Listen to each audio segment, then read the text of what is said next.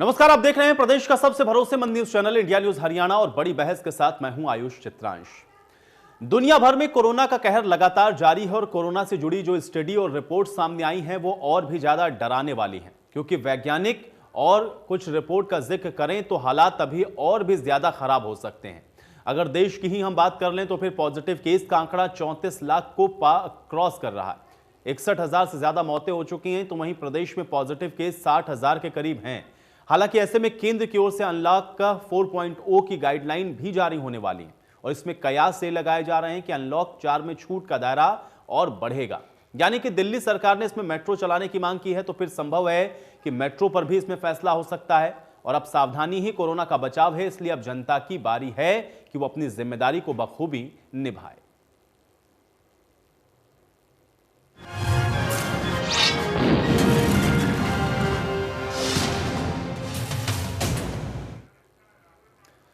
तो देश में रोजाना संक्रमितों का आंकड़ा बढ़ता जा रहा है और एक हफ्ते का हाल चलिए आपको ग्राफिक के जरिए दिखाते हैं।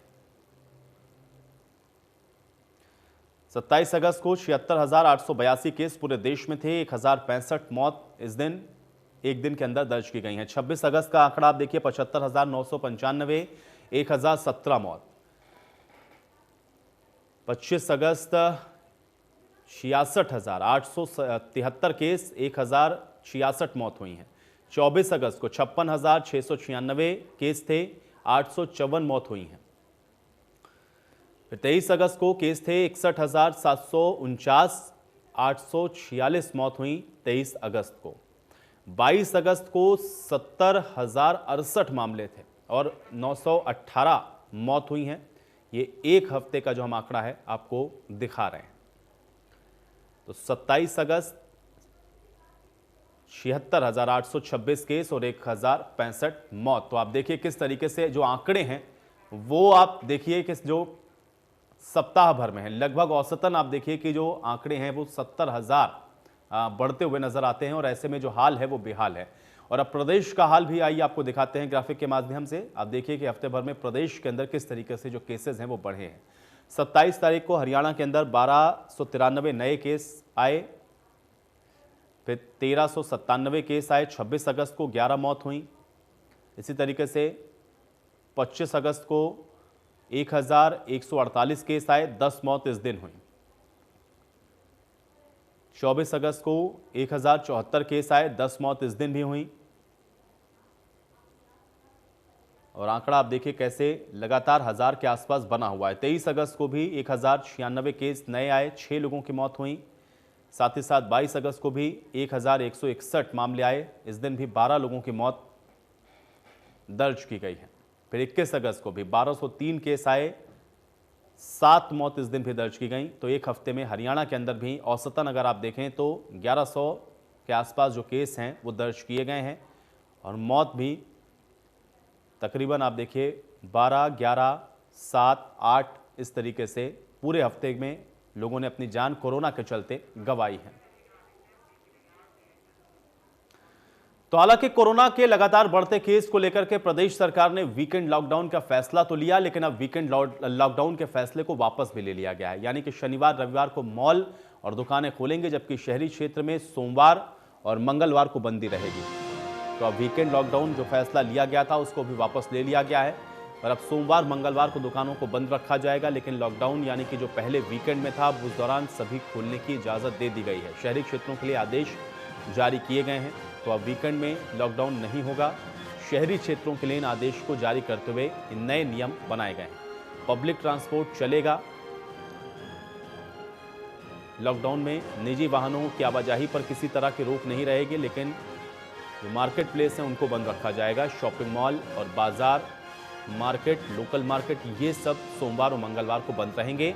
लेकिन इस दौरान भी जो ज़रूरी सामान की दुकानें हैं वो खुली रहेंगी, यानी कि एसेंशियल सर्विस वाली जो दुकानें हैं उनको इससे बाहर रखा गया है, यानी कि वो खुलेंगे।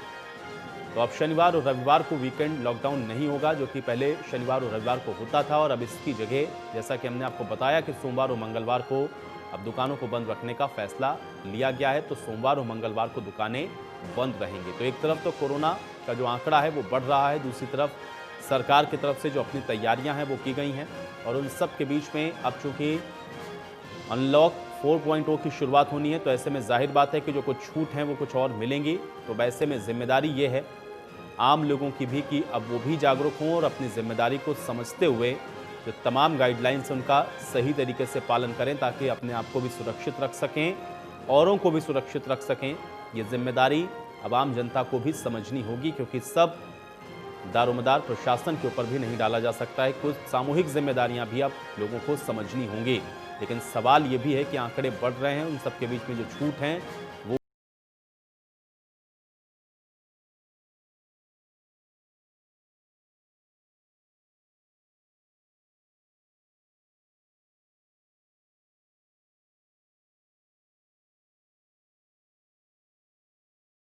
बड़ी बहस के कुछ अहम सवाल हैं, उस पर नजर डाल लेते हैं। उसके बाद आज की चर्चा की शुरुआत करेंगे। सवाल पहला यह है कि क्या अनलॉक में बढ़ती छूट से कोरोना के केस बढ़ रहे हैं, क्योंकि ये भी अपने आप में एक बहुत अहम सवाल है। जिस तरह से छूट बढ़ी है उसी प्रपोर्शन में आप देखिए जो आंकड़े हैं वो भी बढ़ते हुए नजर आ रहे हैं। अनलॉक 4 में जनता को और छूट मिलेगी तो इसका असर क्या होगा, ये भी अपने आप में एक महत्वपूर्ण सवाल है।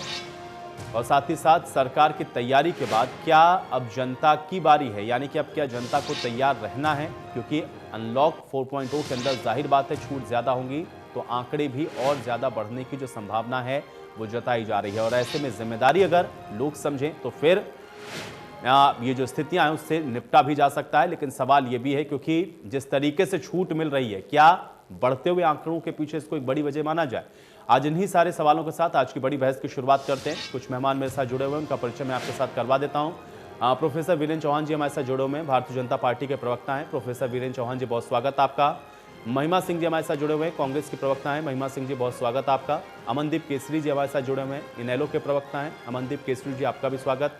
राजेंद्र जादौन जी हमारे साथ जुड़े हुए हैं, वरिष्ठ पत्रकार हैं। राजेंद्र जादौन जी, आपका भी स्वागत। और अमित गोयल जी हमारे साथ जुड़े हुए हैं, RWA के प्रेसिडेंट हैं।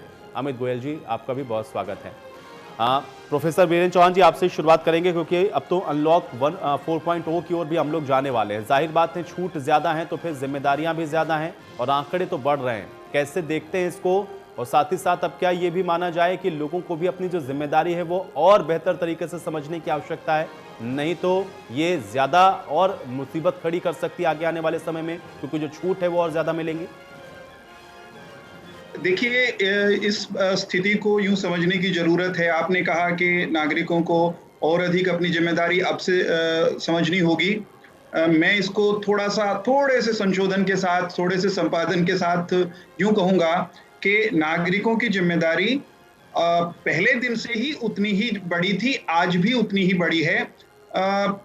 क्योंकि हम जिस दिन से शुरू हुए थे जनता कर्फ्यू से लेकर के आज जिस मुकाम पर खड़े हैं, इस दौरान हमारी कोरोना की समझ वो विस्तृत हुई है, वो थोड़ी विकसित हुई है। कोरोना को विशेषज्ञों ने, कोरोना को समाज ने, कोरोना को सरकार ने, सबने समझा है।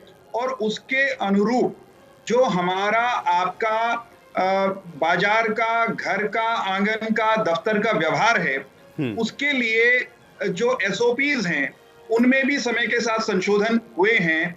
आज ये करने की जरूरत है कि हम बदली हुई परिस्थितियों में और अधिक सतर्कता के साथ, पहले से अधिक संजीदगी के साथ अपने व्यवहार को, लोक व्यवहार को, सामाजिक व्यवहार को खास तौर पर बदलें। और उसमें सबसे महत्वपूर्ण बात, अब तक जो सारी प्रक्रिया में कॉमन थी वो आज भी उतनी महत्वपूर्ण और कॉमन है कि 2 गज की दूरी का अभ्यास आपको करना पड़ेगा। 2 गज की दूरी का अभ्यास कराने के लिए डंडा चलाना पड़े, इसकी आवश्यकता नहीं होनी चाहिए। ये हमारे आपके स्वभाव संस्कार का हिस्सा बनना चाहिए। ऐसे ही मास्क लगाना और मुंह ढककर जाना, मास्क लगाएं या आप परने से ढकें। हरियाणा में तो रिवाज है, हम सहज भाव से भी बाहर जब खराब मौसम होता है निकलते थे गांव में, तो मुंह ढांप कर निकलने का, मुंह सिर ढांप कर निकलने का रिवाज रहा है अपने यहाँ। तो उसको कोरोना के खराब मौसम में उसको अपना स्वभाव जिन्होंने अभी तक नहीं बनाया, बहुत बड़ी संख्या है ऐसे नागरिकों की, तो वो स्वतः लोगों को बनाना पड़ेगा। बिल्कुल, लेकिन प्रोफेसर वीरेंद्र चौहान जी, मैंने इसलिए आपसे ये सवाल पूछा कि क्या लोगों को और ज्यादा अपनी जिम्मेदारी को समझना चाहिए, क्योंकि आंकड़े देखिए बहुत तेजी से बढ़ रहे हैं। जब भी हम लोग चर्चा करते हैं आप लोग अपनी जो व्यवस्थाएं हैं उनको बताते हैं कि आपने ये किया है, प्रशासनिक व्यवस्थाओं का भी जिक्र होता है, उसमें भी ये होता है कि इन इन जगहों पर यहां यहां हम लोगों ने इस तरीके से काम किया है। तो फिर वजह क्या है जो आंकड़े हैं वो इतनी तेजी के साथ बढ़ते हुए नजर आ रहे हैं? पिछले एक हफ्ते का भी डाटा हम लोगों ने अभी दिखाया। ये आंकड़े अगर इतनी तेजी से बढ़ रहे हैं, उसके बीच में अगर अनलॉक 4.0 हो रहा है, तो फिर कैसे संभला जाए और किसकी जिम्मेदारी, और आंकड़े कैसे बढ़ रहे हैं, ये सवाल है ना वीरेंद्र जी। तो क्या लोग अपनी जिम्मेदारी को सही से नहीं समझ रहे हैं, या तो प्रशासनिक स्तर पर चूक हो रही है? मैंने जो बात अपनी पिछली टिप्पणी में कही, उसमें ये था कि कोरोना को लेकर समझ में विस्तार हुआ है, समझ बढ़ी है। जिस दिन कोरोना आया था, अचानक आया था, बहुत अधिक दुनिया नहीं जानती थी, विशेषज्ञों को भी आभास अभ्यास नहीं था, लेकिन इस बीच में हम सबकी समझ विकसित हुई है। उस समझ के अनुरूप अभी व्यवहार लोगों ने करना शुरू नहीं किया है। मैं अपने गांव गया पिछले दिनों में, आजकल वीकेंड पे गांव चला जाता हूं। तो जब गांव गया पहली बार लॉकडाउन के बाद, तो वहां पर 10 लोग हमारी बैठक में बैठे हुए थे। मैंने जाते ही हाथ जोड़ के प्रणाम करके अभिवादन करके कहा कि आप सबने मुंह क्यों नहीं ढका हुआ, मास्क क्यों नहीं लगाया हुआ? तो एक 70 नहीं बल्कि 85-90 साल के एक बुजुर्ग वहां बैठे हुए थे। उन्होंने कहा, मेरी जेब में से मास्क निकाला, कहने लगे मेरी गोज में है, हरियाणवी में, मतलब गांव वाली बोली में बोले। मैंने कहा वो मेरे भाई लगते हैं रिश्ते में। मैंने कहा भाई साहब, यो गोज में केक रहेगा, ये तो लगना चाहिए। तो जेब तक तो आ गया, वो लगाने का अभ्यास नहीं हुआ। तो फिर मैंने उनको, बाकी लोगों को कहा कि आप लोगों ने मुंह क्यों नहीं ढके हुए? तो वो मुझे ज्ञान देने लगे उल्टे, मुझसे सीखने के लिए, सहज भाव से मानने के लिए तैयार नहीं थे। वो देसी में बोले मारे को नहीं होगा। तो ये जो भाव है कि मारे को नहीं होगा, मुझे कभी नहीं होगा, मैं तो बच के चल रहा हूं। बच के चलने का नियम ही ये है, मास्क। बच के चलने का नियम ही ये है 2 गज की दूरी। इसको तोड़ेंगे, जब तोड़ेंगे, जान के या अनजाने में, तो सुरक्षा चक्र टूटेगा, और सुरक्षा चक्र टूटेगा तो वायरस और अधिक फैलेगा। वायरस के फैलाव में हमारे व्यवहार का योगदान है। रही बात व्यवस्थाओं की, मैंने 20 बार ये बात कही है आपके चैनल पर भी, कई अन्य स्थानों पर भी, कि सरकार ने कोरोना को, जब वो संक्रमण कहीं हो जाता है, उसको डील करने की व्यवस्थाएं लगभग शून्य से हम शुरू हुए थे, क्योंकि ये बीमारी पहले आई नहीं थी। वहां से बढ़ के बहुत आगे तक हम गए हैं। सुविधाओं की, संसाधनों की, चिकित्सकीय उपकरणों की, बचाव के उपकरणों की, और जो भी दवाई अभी दी जा सकती है, कोई उपचार तो है नहीं इसका, कोई दवा ऐसी तो है नहीं कि इस गोली को खिला दीजिए ठीक हो जाएगा, लेकिन सिम्टम्स को ट्रीट करने के लिए जिस भी औषधि की जरूरत है, वो सारी चीजें हरियाणा के अस्पतालों में, वो सारे सामग्री हरियाणा के अस्पतालों में उपलब्ध हैं। परंतु वायरस का फैलाव, उसके स्टाइल को, उसके फैलने के स्टाइल को समझ के हमको अपना लाइफस्टाइल चेंज करना होगा, अपना व्यवहार बदलना होगा, और ये डंडे के दम पर ज्यादा नहीं होगा। मैं फिर कह रहा हूं, इसको हमें अपना संस्कार और स्वभाव बनाना पड़ेगा। इसीलिए मैंने चर्चा की शुरुआत ही कही कि भाई अब तो लोगों की बारी है, लोगों को समझना होगा। जब तक नहीं समझेंगे, हम नहीं समझेंगे, आप नहीं समझेंगे, तब तक सारी व्यवस्थाएं तो प्रशासन नहीं कर सकता। लेकिन फिर भी जिम्मेदारी चूंकि आप लोग की, इससे सवाल होते हैं। ठीक है, मैं महिमा जी का रुख कर लेता हूं। महिमा जी, आंकड़े क्यों बढ़ रहे हैं, आपको क्या नजर आ रहा है? क्योंकि सरकार कहती है कि भाई उसके पास शून्य से जो चीजें थी उसकी तैयारियां उसने कर ली हैं, और अब चूंकि लोगों की भी जरूरत है इसलिए अनलॉक भी करना है, लेकिन आंकड़े इन सब के बीच में बढ़ते हुए नजर आ रहे हैं। क्या आपको लग रहा है कि यही वजह है कि जिस तरीके से छूट दी जा रही है, लोग शायद समझ नहीं पा रहे हैं, या व्यवस्थाएं पूरी नहीं है इसलिए आंकड़े बढ़ रहे हैं? महिमा जी। सबसे पहले तो मैं प्रोफेसर साहब की, बीजेपी प्रवक्ता की सराहना कर दूं कि उन्होंने बताया वो किस प्रकार से अपने आसपास, अपनी कम्युनिटी के लोगों को सजग करने की कोशिश कर रहे हैं, और बहुत ही सराहनीय कदम है। लेकिन मैं उतनी ही सराहना करती यदि कि सत्ता में बैठे हुए ये लोग लोगों को सजग करने के लिए, जनता को सजग करने के लिए इसी प्रकार से कदम उठा पाए होते। इस प्रकार का संवाद जैसा प्रोफेसर साहब ने यहाँ पर दिखाया, ऐसा संवाद मंत्रियों, सत्ता, सरकार व जनता के बीच में हुआ होता। हमारे मुख्यमंत्री जी ने एक बार भी यदि जनता को संबोधित करके उन्हें अवेयर किया होता, सजग किया होता, तो जनता को वो बात समझ में आती। जबकि सच्चाई तो ये है कि इंटरनेट के ऊपर सैकड़ों ऐसी तस्वीरें मौजूद हैं जहां पर हमारे मुख्यमंत्री जी सहित भाजपा के सत्ताधारी पार्टी के बहुत से नेताओं ने गलत तरीके से मास्क को खुद पहना हुआ है, नाक और मुंह से नीचे मास्क को उतारा हुआ है। तो यदि हम उदाहरण से रास्ता नहीं दिखाएंगे, तो फिर हम जनता से कैसे इस बात की उम्मीद करेंगे कि वो उसका पालन करें? सत्ताधारी पार्टी और हमारी सरकार के द्वारा ही ऐसी बहुत सारी पब्लिक गैदरिंग्स की गई जो कि एक एग्जाम्पल सेट करती है लोगों के लिए कि अब कोई जरूरत नहीं है सोशल डिस्टेंसिंग करने की नेशनल लेवल पे और राज्य के स्तर पर, दोनों ही जगह पर ऐसे बहुत सारे अवसर आए जहां पर सोशल डिस्टेंसिंग का एक तरह से उसकी अवहेलना देखने को मिली। तो इसलिए we have to lead by example. हम जनता से इस बात की अपेक्षा बिल्कुल भी नहीं कर सकते कि जनता जो है खुद तो पालन करे नियमों का, लेकिन हम उन नियमों की दिन ब दिन अवहेलना करते हुए खुद नजर आए। अमनदीप केसरी जी, आपको क्या लगता है, क्या अनलॉक के अंदर जो छूट मिल रही है उसकी वजह से कोरोना का जो आंकड़ा है वो बढ़ता हुआ आपको नजर आ रहा है, या कोई और वजह देखते हैं आप? देखिए आयुष जी, अनलॉक की वजह में पहले छूट नहीं थी। जब संपूर्ण लॉकडाउन था और केस भी कम थे, जब सरकार को अपनी जिम्मेवारी निभानी थी, उस समय सरकार ने सही कदम नहीं उठाए। और जो भाजपा के प्रवक्ता कह रहे हैं कि जनता की जिम्मेवारी बड़ी है, जनता को कोरोना के बारे में समझ बड़ी है, ये मैं जरूर मानता हूं, जनता की समझ जरूर बड़ी है, लेकिन सरकार की समझ विकसित होने की बजाय उल्टा गिरी है। आप देखते हैं कि विधानसभा का सत्र आया, केवल मात्र भारतीय जनता पार्टी के विधायक कोरोना संक्रमित होते हैं। इन्होंने खुद नहीं गाइडलाइन फॉलो करी कोरोना की, 2 गज की दूरी खुद नहीं अपनाई, मास्क खुद नहीं यूज किया, सैनिटाइजर का इस्तेमाल नहीं किया। खुद मुख्यमंत्री कोरोना संक्रमित होते हैं, क्या प्रधानमंत्री के आह्वान को ये खुद नहीं मानते? ये सबसे ज्यादा गैर जिम्मेदाराना लोग वही हैं जो सत्ता में बैठे हैं। और आज का उदाहरण, जो आज का ऑर्डर आया है, उससे बड़ा उदाहरण क्या होगा? पहले ये शनिवार इतवार को जो है लॉकडाउन बंद करते कंप्लीट, आज एकदम से चेंज कर दिया, आज सोमवार मंगलवार को कहते हैं। और ये कौन लोग हैं जो हर रोज अपना फैसला बदलते हैं? ये इनकी वजह से नहीं हुआ। और भाजपा के प्रवक्ता ये कह रहे हैं कि हरियाणा के अस्पतालों में पूरी व्यवस्था है कोरोना के इंतजाम के लिए, लेकिन खुद मुख्यमंत्री और स्वास्थ्य मंत्री नहीं मानते इसको। वो खुद अपना इलाज कराने के लिए प्राइवेट हॉस्पिटल में जाते हैं। कौन जिम्मेदारी लेगा इसकी? जब समय प्राइवेट अस्पताल भी हरियाणा में भाई साहब कोरोना की रोकथाम के लिए काम नहीं किया, तो अब प्राइवेट केस बढ़ेंगे। लंदन में नहीं है, अरे हरियाणा भाई में है, सुन हरियाणा लीजिए, के लोग प्रोफेसर उनको साहब चलाते आप होंगे। धीरज रखिए। जो कम से कम लॉजिकल तो बात आपने करनी बनवाया चाहिए क्या? ना, आपने इनको जो आपने प्राइवेट हॉस्पिटल में फंड दिया होगा, भाजपा के चंदे से बनाया गया प्राइवेट हॉस्पिटल। प्राइवेट अस्पताल भाजपा में हमारे ये शर्म, ही हैं। आपको शर्म नहीं आती क्या? मुख्यमंत्री गुड़गांव जाते हैं, यहाँ आपके पूरे हरियाणा में स्वास्थ्य मंत्री खुद मैक्स हॉस्पिटल में अपनी टांग का इलाज करवाते हैं। अछूत घोषित करेंगे आप धीरे रखिए प्रोफेसर वीरेंद्र चौहान जी, जो सच्चाई है वो जनता जानती है। सिर्फ भाजपा विधायक क्यों कोरोना संक्रमित है, और कोई विधायक नहीं हरियाणा के अंदर, और कोई नेता नहीं है क्या?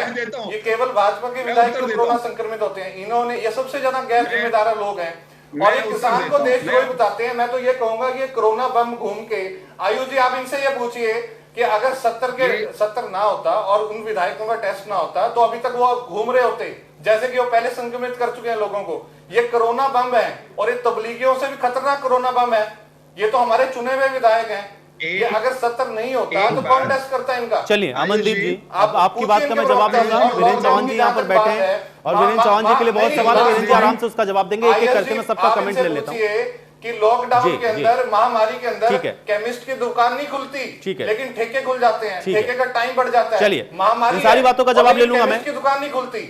अमित जी, इस तरह के लोग प्रदेश को अमित गोयल जी, आप आरडब्ल्यूए के प्रेसिडेंट हैं, मुझे ये बताएं, क्योंकि जिम्मेदारी किसकी ज्यादा आप समझते हैं? एक तो सरकार ये कह रही है कि भाई वो तो व्यवस्थाओं को कर रही है, और ये बात भी सही है कि महामारी तो बता के नहीं आती, महामारी आई तो शून्य से शुरुआत की, आज हम जहां पहुंचे हैं उसको ध्यान में रखते हुए अब आगे जो अनलॉक की तैयारी है वो भी की जा रही है।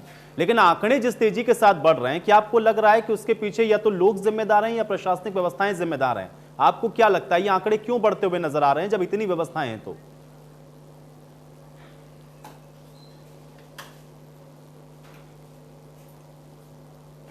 सरकार की गाइडलाइंस जो हैं, हमें उसकी पालना तो करनी ही होगी, जिससे कि हमें कोरोना से बचा जा सके। लेकिन कोरोना के साथ बचने के साथ साथ हमें कोरोना के साथ जीना भी सीखना है जी, क्योंकि जैसे जैसे हम आगे की तरफ बढ़ रहे हैं, हमें ये जो कोरोना है कहीं ना कहीं घिरता जा रहा है। लेकिन तीसरा मुद्दा आता है, मैं तीसरी बात और करूंगा इसके अंदर, कि कोरोना से बचाव भी जरूरी है, कोरोना के साथ जीना भी जरूरी है, लेकिन परिवार को पालना भी जरूरी है, रोजी रोटी की भी चिंता है। तो ये तीनों चीजें अगर हम लेके चले, जब तक वैक्सीन नहीं आती हमें कोरोना के साथ जीना होगा। और सरकार और प्रशासन की गाइडलाइन को मानते हुए हमें जो भी दिशा निर्देश है उसकी पालना करनी होगी। लेकिन 3-4 महीने का लॉकडाउन का पीरियड रहा, उसके बाद आर्थिक मंदी रही, कहीं ना कहीं लोगों को परेशानी का सामना करना पड़ा, तो लोग रोजी रोटी की तरफ भी भागदौड़ में लग गए। तो ये कई कारण ऐसे रहे हैं जिसकी वजह से आंकड़ा बढ़ा है। और जैसे जैसे लोग आए और ये जो वीकेंड का जो आया, इससे भी व्यापारी वर्ग को नुकसान गया, कहीं ना कहीं व्यापारी वर्ग को दिक्कत आई। क्योंकि गुड़गांव सिटी की मैं बात करूं तो इस मिलेनियम सिटी के अंदर वीकेंड के अंदर बहुत ज्यादा काम होता है। पहली आर्थिक मंदी थी, लोग परेशान थे, और शनिवार इतवार जो है मैक्सिमम काम होता है, जो भी व्यापारियों का होता है या लोगों का होता है। क्योंकि वर्क फ्रॉम होम हो या घर से काम हो या ऑफिस से काम हो, वो सब शनिवार इतवार को ही हमारे यहाँ काम होता है। तो लोगों को सरकार का जो ये फैसला आया है सोम मंगलवार का, ये अच्छा फैसला है, और इसको हम एक धन्यवाद देंगे सरकार को कि एक उन्होंने अच्छा डिसीजन लिया है। लेकिन हमें साथ साथ प्रिकॉशन लेते हुए, बचाव करते हुए, मैं आरडब्ल्यू में भी हूँ, मैं व्यापारी भी हूँ, हमारा पूरा प्रयास है।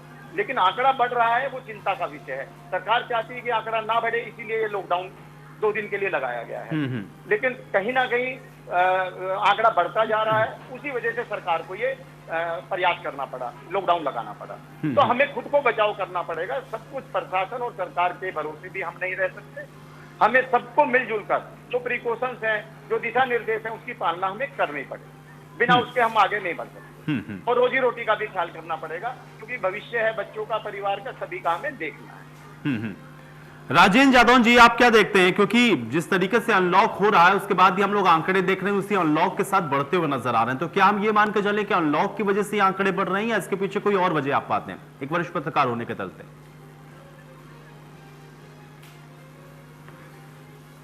नहीं, देखिए, अनलॉक करने से तो बहुत फर्क पड़ा ही है। जब तक ये अनलॉक जब तक नहीं था जी, तब स्पीड जो पर डे पेशेंट आने की जो संख्या थी वो काफी काबू में थी जी। आज 77,000, अब आज 77,000 पर डे आ रहे। तो इसका सीधा सीधा मतलब यह है कि जैसे ही अनलॉक किया और लोगों ने उस जो स्वतंत्रता मिली उसका उपयोग संतुलित तरीके से नहीं किया। भीड़ जमा होने लगी, दुकानदार जो है एक साथ कई ग्राहकों को अपनी दुकान में लेने लगे, होटलों पर भीड़ जमा होने लगी, और पुलिस का जो दखल था वो समाप्त हो गया। तो ये जो सोशल डिस्टेंसिंग का सिद्धांत था वो पूरी तरह से समाप्त हो गया। अब ये लोगों को देखने की जरूरत थी कि उनको अपने स्वास्थ्य की चिंता क्यों नहीं। सरकार भी उसमें कुछ और इंतजाम कर सकती थी कि जिस तरह से टेस्टिंग लैब बनाए गए, कोविड अस्पताल बनाए गए, तो सरकार ने कोविड पुलिसिंग की व्यवस्था क्यों नहीं की? जो अनलॉक के दौरान भी वो पुलिसिंग होनी चाहिए थी। वो बाजारों में कमेटियां बनाई जाती और मोहल्लों में कमेटियां बनाई जाती, जो लोगों को यह सलाह देती कि किस तरह से उनको दूरी बनाकर रहना है। और ज्यादा उल्लंघन करने वालों के खिलाफ कार्रवाई भी हो सकती थी, क्योंकि अभी भी मास्क ना लगाने वालों के चालान किए जा रहे हैं।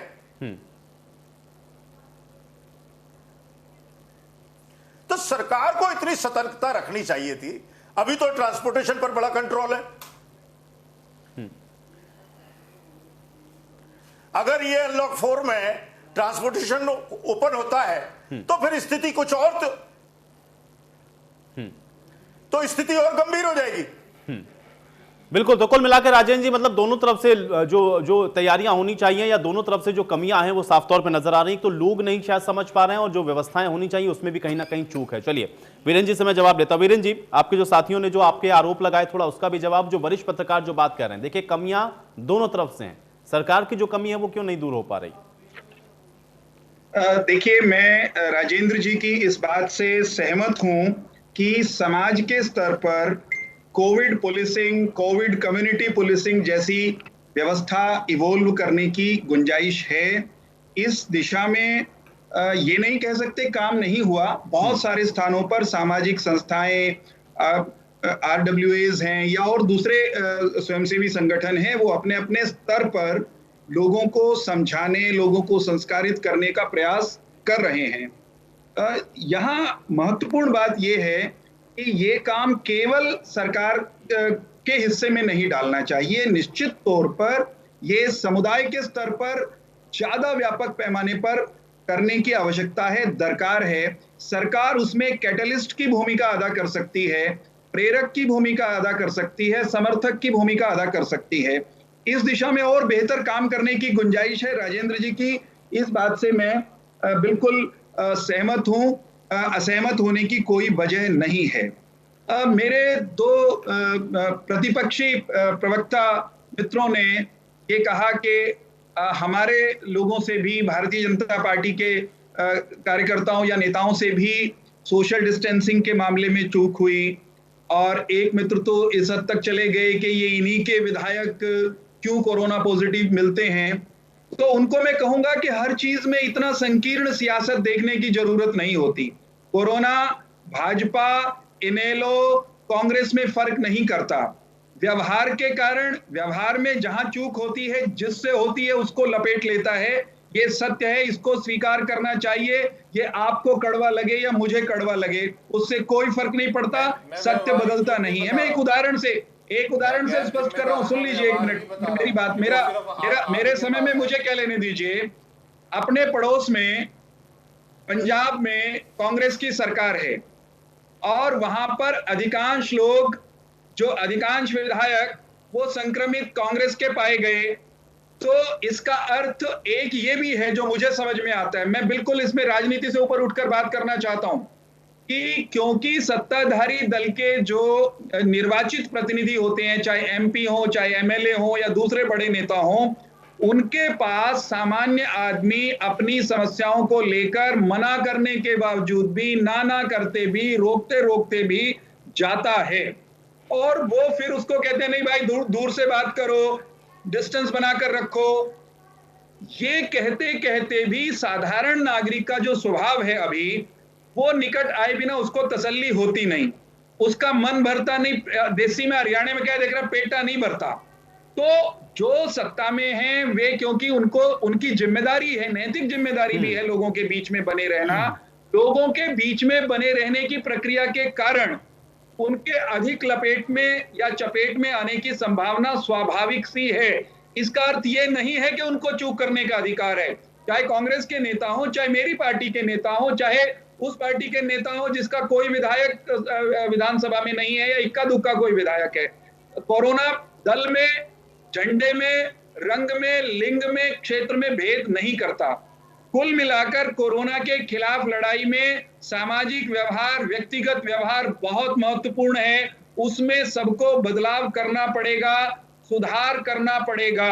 रही बात सरकार की तैयारियों की, तो मैं फिर दोहराऊंगा कि सरकार ने तैयारियां बेहतरीन की। इसी का परिणाम है कि हमारे यहाँ रिकवरी रेट वो बेहतरीन है।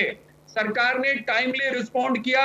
इसी का परिणाम है कि जो मृत्यु दर है तो शेष दुनिया से, देश के अनेक दूसरे राज्यों से तो हमारे यहाँ बेहतर है।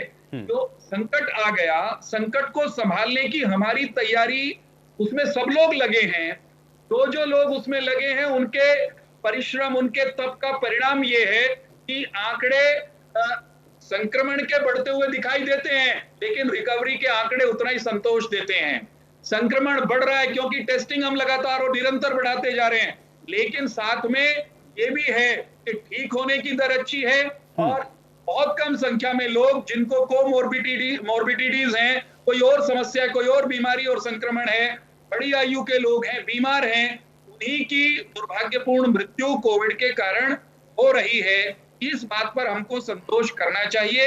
रही बात प्रतिपक्ष की, तो प्रतिपक्ष कोई राजनीति से हटकर सुझाव देता है तो हम निरंतर उसको सुनने के लिए तैयार रहते हैं, चाहे वो सुझाव चाहे मीडिया से आए, चाहे प्रतिपक्ष के मित्रों से आए या साधारण नागरिकों से।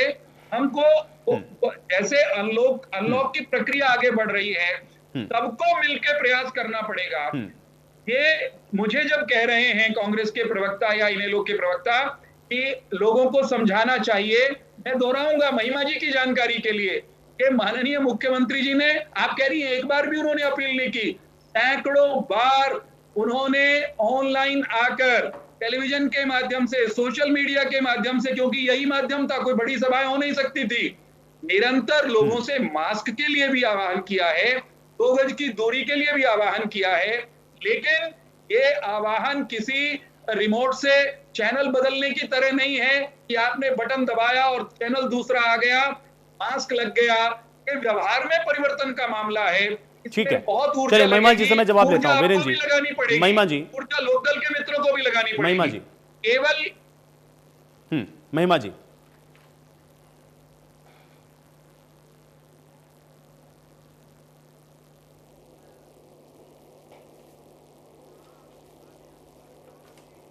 मैं महिमा जी को सुन नहीं पा रहा हूं। चलिए महिमा जी की आवाज मुझ तक भी नहीं पहुंच रही, कुछ तकनीकी समस्या में। मैं महिमा जी आपके पास वापस आऊंगा। अमनदीप जी, आप कुछ कहना चाह रहे थे, बीच में आपके भी कुछ सवाल थे, मुझे लग रहा है वीरेंद्र जी ने आपको जवाब दिया है। लेकिन इस समय विपक्षी पार्टियों की भी तो जिम्मेदारी, खासतौर से ऐसे दौर में जब आंकड़े बढ़ रहे हो, तो भाई लोगों को जागरूक करने की जिम्मेदारी तो सबकी है, सिर्फ सरकार ही की जिम्मेदारी क्यों इसको माना जा रहा है? बिल्कुल आयुष जी बड़ा आसान है अपनी जिम्मेदारी से भाग जाना, और बड़े आसानी से कोई नहीं भाग रहा भाई साहब, मैं तो कह रहा हूं कि मेरे साथ चलो। ये चीजें फॉलो नहीं कर रहे, इसलिए अरे भाई आप सुन लीजिए प्रोफेसर साहब, अब आप सुन लीजिए। भागने का आरोप मत लगाइए ना भाई साहब, यूं तो मत करिए, जनता कर्फ्यू यूं मत करिए, कोई भाग नहीं रहा, हम तो डटे खड़े हैं। देखिए भाग तो खैर कोई नहीं रहा, भाग रहे होते तो आज वीरेंद्र चौहान जी यहाँ बैठे ही नहीं होते। तो मत करिए, वो बराबर पक्ष रखने के लिए बैठे हुए हैं, सरकार भी काम कर रही है, ये मैं मान सकता हूँ कि यहाँ चूक हो रही है, उस पर हम लोग चर्चा कर सकते हैं। अमनदीप जी, और मैंने ईमानदारी से कहा चूक, चलिए अमनदीप जी की बात को करने के लिए तैयार जी जी जी, अमनदीप जी की बात को सुनेंगे। अमनदीप जी, ये जो बार बार लोगों को मूर्ख बताना, और खास करके हरियाणा के लोगों को ये समझना कि वो मूर्ख हैं, ये ऐसा बिल्कुल भी राजनीति कर रहे हो भाई। हाथ जोड़ के विनती है, 22 मार्च का जनता कर्फ्यू हुआ, अरे सुन तो लो भाई, आप राजनीति का जवाब दो फिर। बड़े किसने कहा लोगों को मूर्ख? क्यों झूठ फैलाते हो टेलीविजन चैनल पर बैठकर? किसने लोगों को मूर्ख कहा? मूर्ख बनाने की कोशिश करोगे टेलीविजन चैनल के स्टूडियो में बैठकर क्या? और लोगों को मूर्ख किसने कहा? क्यों झूठ बोलते हो टेलीविजन चैनल पर बैठकर? किसने मूर्ख कहा भाई? मूर्खता मत करिए, ये मूर्खता है, आप झूठ बोल रहे हो। लोगों को मूर्ख क्यों समझते हैं आप कि आपका झूठ वो स्वीकार करेंगे? अगर इनमें संयम किसने किसी को मूर्ख कहा भाई? ठीक है वीरेंद्र जी, चलिए वीरेंद्र जी, ठीक है वीरेंद्र जी, अब आपने सवाल उठाया, देखिए क्लैरिफिकेशन हो जाता है थोड़ा सा, उनकी भी बात सुनेंगे ना। अमनदीप जी, अरे आपके विप्लव देव कुमार ने क्या कहा था? विप्लव देव कुमार ने क्या कहा था? किसको मूर्ख बताया था? ये जो चीख के बता रहे हैं, आप जनता को नहीं समझते मूर्ख? जब 22 मार्च का जनता कर्फ्यू होता है, पूरे देश में, प्रदेश में सभी लोगों ने लागू किया, तब तो कह रहे हैं कि मोदी जी का कमाल है, अब लोगों को कह रहे हैं कि लोग बेवकूफ हैं। अरे भाई सबको पता था, इसलिए लॉकडाउन किया था कि भाई केसेस ना फैले, और ये भी सबको पता था कि ज्यादा दिन तक लॉकडाउन नहीं चल सकता। खुद मोदी जी ने आगे बोला कि लॉकडाउन खोलेंगे और धीरे धीरे खोलेंगे, और ये भी बोला था कि केस बढ़ेंगे, हम सावधानी बरतेंगे, हमारी तैयारी पूरी है। तो ये पता नहीं था कि आपको 5 महीने हो गए आज कि भाई हमने तैयारी करनी थी, टेस्टिंग की किट्स लानी थी और लोगों को समझाना था। ये आज हर एक आपके सरकारी दफ्तर का हाल है, जहां पर ना तो सैनिटाइजर मिलता है, आपने मुहैया कराया क्या? सरकार अपनी जिम्मेदारी से बड़ी आसानी से कह देती है कि लोग तो भूखे मर रहे हैं, इसलिए उनको आना पड़ रहा है बाहर। कोई भी मरना नहीं चाहता, लेकिन क्या करें, अगर वो काम नहीं करेंगे तो कोरोना की बजाय भूखे मर जाएंगे। इसलिए हम अनलॉक 4 का समर्थन करते हैं। और ये और दूसरी बात जो कह रहे हैं ना कि रिकवरी रेट जब बेहतर है तो गवर्नमेंट की बड़ी अच्छी सुविधाएं हैं, तब ये नहीं कह रहे कि लोगों की इम्यूनिटी सिस्टम अच्छा है। तो अगर रिकवरी रेट प्रदेश का बेहतर है तो सरकार ने बहुत सुविधाएं कर दी हैं। अरे भाई क्या करी है, वो तो लोगों का रिकवरी सिस्टम हरियाणा के अंदर खान पान ऐसा है कि उनका रिकवरी रेट बहुत अच्छा है। और अनलॉक 4 की हम इसलिए हिमायत करते हैं आयुष जी कि जब देश की वित्त मंत्री कल आके हाथ खड़े कर देती है और कहती है कि ये प्राकृतिक आपदा है, हम कुछ नहीं कर सकते, सरकारें अपना लोन ले अपना काम चलाएं, तो लोग, वो क्लियर सी बात है कि जीएसटी सरकार के पास आ नहीं रहा है। लोग जब तक अपना काम नहीं करेंगे, लोगों की इतनी बुरी हालत हो चुकी है कि वो तंग है। आज हरियाणा में कैसे फैसला बदला, कौन ये तुगलकी लोग हैं जो सैटरडे संडे को दुकानें बंद कर रहे थे जब सबसे ज्यादा व्यापारी का मुनाफा होता है, और व्यापारियों ने जब विरोध किया तो भागकर अगले दिन बदल दी। तो तुगलकी लोग उन्हीं लोगों को कहा जाता है जो लोगों के विरोध में अपना फैसला बदलते हैं। मोहम्मद बिन तुगलक इसीलिए जाने जाते थे। ठीक है, चलिए बिना सोचे समझे, चलिए वीरेंद्र जी समय इसका जवाब दूंगा। तो महिमा जी हमारे साथ जुड़ चुकी है, महिमा जी से भी मैं कमेंट ले लेता हूं। महिमा जी, लॉकडाउन पता किसके लिए था? ये लॉकडाउन किसानों गरीबों के लिए था। इस लॉकडाउन के अंदर अंबानी ने अपना सारा कर्जा माफ करवा लिया, कर्ज मुक्त हो गया अंबानी, अडानी ने सारे एयरपोर्ट खरीदे इस लॉकडाउन के अंदर। अरे अमनदीप जी, भाई लॉकडाउन देखिए जरूरी था, ये तो आप अभी खुद ही कह रहे थे। अब आप कह रहे हैं कि वो अडानी अंबानी के लिए था। भाई व्यवस्थाएं बनाने में टाइम लगता है, थोड़ा एक चीज पर आइए। चलिए बहुत जल्दी से महिमा जी। हाँ, तो व्यवस्था कितना टाइम चाहिए आपको? अरे अब तो 6 महीने हो गए हैं। ठीक है, अब ये आंकड़ा बढ़ रहा है, इसीलिए हम लोग बैठे हैं चर्चा करने के लिए। अमनदीप जी, मैं इस बात से कहां इनकार कर रहा हूं। महिमा जी, ऐसा है आयुष जी कि मेरा मानना और मेरी पार्टी का मानना ये है कि सरकार शुरुआत से ही, मार्च के महीने से ही अंधेरे में तीर चलाती आई है लॉकडाउन में। ये बात ठीक है कि ये एक नई तरह की आपदा थी, पूरे विश्व के लिए थी, एक पैंडेमिक था, और बहुत से देश ऐसे हैं जिन्होंने बहुत तरीके से, बहुत सफलता से इस पर काबू भी पा लिया। और रिकवरी रेट की बात में भी बहुत सारे देश रिकवर करके, अनलॉक करके सुचारू रूप, बहुत से देश तो ऐसे ही थे जिन्होंने लॉकडाउन कभी किया ही नहीं। लेकिन ऐसा है कि बिना किसी रणनीति के किया गया लॉकडाउन तो अनलॉक के बराबर ही है। शुरुआत से ही कोई स्ट्रैटेजी कभी देखने को नहीं मिली। शुरुआत में हमारे चाहे वो प्रधानमंत्री जी हो, माननीय प्रधानमंत्री जी, माननीय मुख्यमंत्री जी, उन्होंने कुछ ऐसे वक्तव्य किए, उसमें कोई अवेयरनेस की बात नहीं थी। चाहे वो थाली बजाने की बात थी, चाहे वो दिए जलाने की बात थी, इसमें कोई साइंटिफिक बात नहीं थी। चाहे वो ये कहना था कि 18 दिन में महाभारत खत्म हुई थी और 21 दिन में कोरोना चला जाएगा, इन सब बातों ने जनता को कहीं ना कहीं जो है डाइवर्ट किया है, उन्हें उनका फोकस खत्म किया है। और दिशाहीनता इस बात में भी दिखाई देती है कि एक हफ्ता पहले आप कहते हैं कि लॉकडाउन शनिवार इतवार को करेंगे, एक हफ्ता बाद आप नया फरमान जारी करते हैं जिसमें आप कहते हैं कि अब सोमवार मंगलवार को करेंगे, जबकि शनिवार इतवार का जो प्रावधान है उसका मायना इसलिए है क्योंकि शनिवार इतवार को सभी लोग जो सर्विस में हैं, जो सर्विस क्लास है या किसी भी वर्ग के लोग जो हैं, ये बात ठीक है, व्यापारियों के लिए शनिवार इतवार बड़ा क्रूशियल है, लेकिन हम लोग उन्हें तो लॉकडाउन के प्रति सजगता पैदा करने में, लॉकडाउन को फॉलो करवाने में अपने अपने स्तर पर, अपनी अपनी जगह पर रहकर पूरा समर्थन दिया।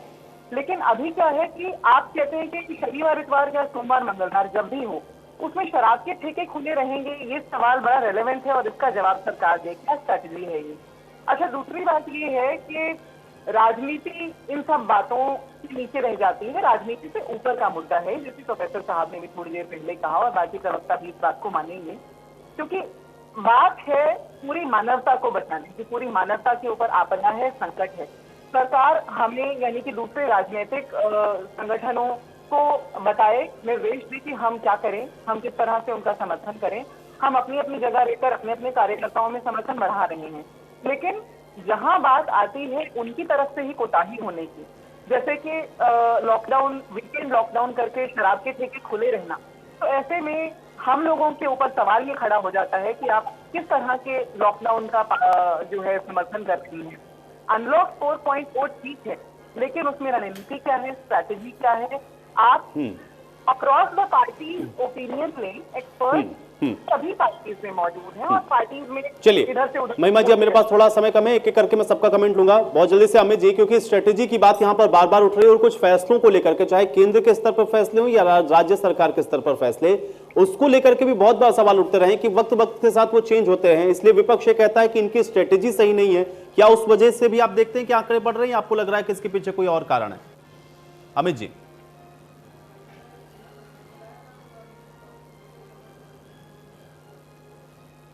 अलग हो सकती है, लेकिन ये अदृश्य दुश्मन जो है इसको हमें कहीं ना कहीं भगाना है, तो मिलजुल के ही काम करना होगा। अब वीकेंड की बात थी, व्यापारी वर्ग को बहुत परेशानी इससे आई शनिवार इतवार के लिए। इसको आज हरियाणा सरकार ने बदला है। गुड़गांव शहर की हम बात करें, गुड़गांव सिटी की बात करें, इसको मिलेनियम सिटी कहते हैं।